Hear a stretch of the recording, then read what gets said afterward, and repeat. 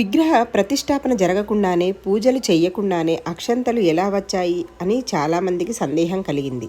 చాలామంది ఇదే వారి సందేహమని కూడా అన్నారు.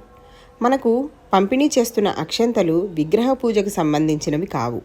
వాటిని అక్కడ పురోహితులు విజయ అక్షంతలని వర్ణించారు.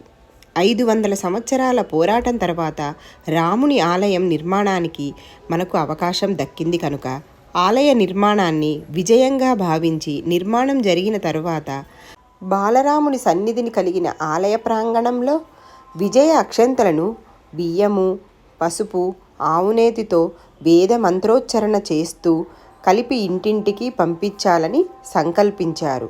రాముడు వనవాసం తరువాత అయోధ్యకి తిరిగి వస్తుండగా అందరూ అక్షంతలు, పూలు చేతులలో పట్టుకొని ఆయన రాగానే వాటిని చల్లి ఆహ్వానం పలికారట. అలాగే మరల అయోధ్యలో రాముని ప్రాణప్రతిష్ఠ జరిగినప్పుడు ఆలయంలో ముందుగా తయారైన ఈ విజయ అక్షంతలను మనం ఇంట్లో పూజకు వాడి శిరస్సున ధరించాలనే ఉద్దేశం.